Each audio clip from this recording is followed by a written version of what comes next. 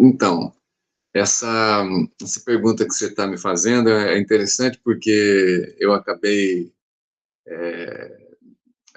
esses tempos atrás, eu fiz convidado com uma palestra aqui na Universidade Estadual de Londrina, num, é um curso, né, uma pós-graduação em termos de neurociência.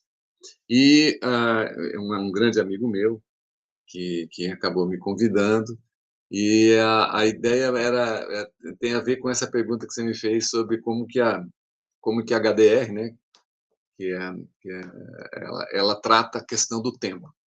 E ele tinha feito uma provocação interessante sobre o tempo. Ele falou: "Ô, Jaime, como é que você vê o tempo? O tempo ele existe ou como é que ele disse? Ou é uma ilusão persistente, né?" Então foi muito legal a provocação, foi muito bacana. Eu acabei me debruçando um pouco, porque eu nunca tinha parado para pensar um pouco sobre a questão do tempo, né, na HDR, e acabei, de uma certa forma, imergindo nesse conceito, que é um conceito da física e tal. Para tentar responder brevemente a sua indagação de como é que a HDR entende o tempo, a gente tem que partir do pressuposto que o tempo, quando se fala na palavra tempo, você está envolvendo três grandes dimensões, né? A dimensão ontológica, verdadeira, né, do que é o tempo, que aí tem vários, o Wheeler, tem vários autores que, até o Santo Agostinho diz assim: olha, todo mundo sabe o que é o tempo até alguém perguntar o que é.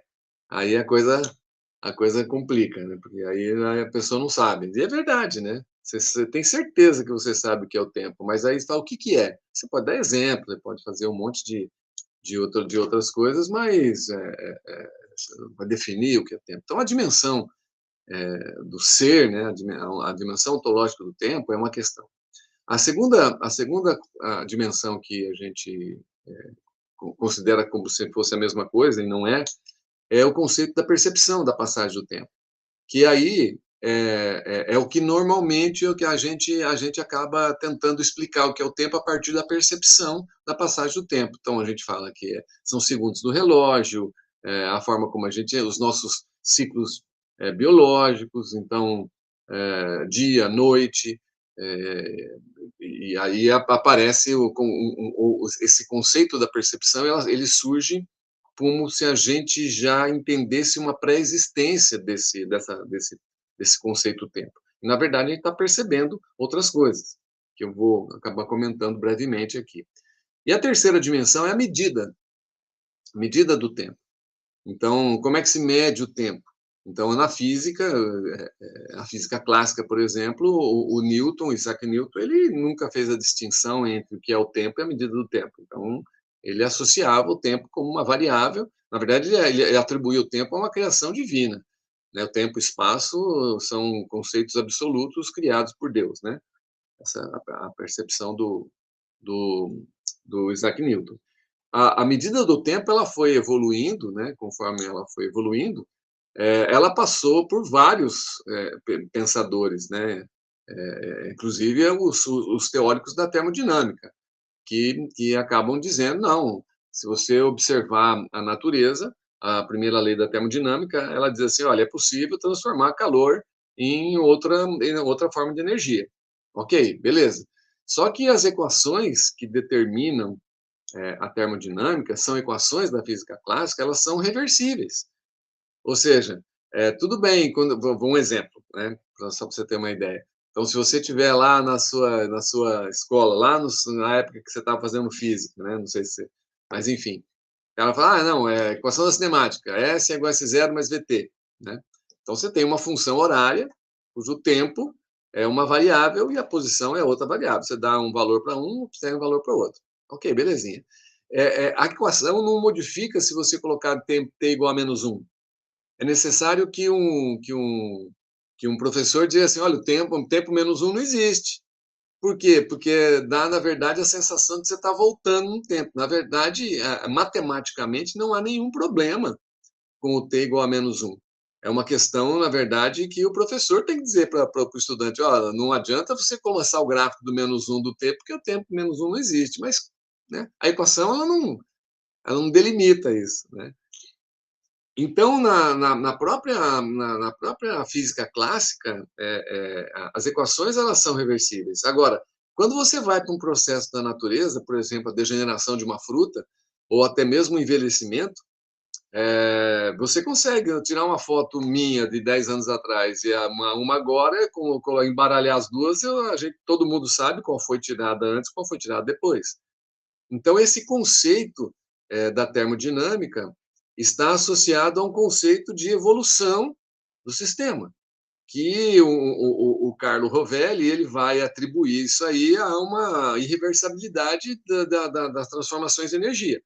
Beleza? Então, isso é uma medida, né, que a gente pode dizer, uma medida do tempo.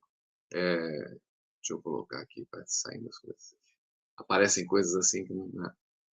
Bem, então, isso eu estou fazendo um histórico, né? Então, a questão ontológica do tempo, a questão da percepção do tempo, né? E a questão da medida do tempo. De uma forma mais breve, a gente pode pensar assim, pelo menos da forma que. Eu gosto muito da mecânica quântica relacional, que é do Carlo Rovelli. E ele faz uma coisa muito legal com o tempo, que é assim: ele diz assim, o relógio marca o tempo. Ok, mas o relógio, na verdade, ele se relaciona, o relógio mecânico, por exemplo, se relaciona com as partes, engrenagens, virando, frequência. Então, está associado ali a ciclos que estão interagindo e se relacionando. Maravilha, está tudo bem. O envelhecimento, que é uma questão da termodinâmica, que mostra que existe uma quantidade de energia perdida no processo e, portanto, a coisa é irreversível. Então, o que o Rovelli faz? Você não envelhece no tempo, mas você relaciona aquele relógio.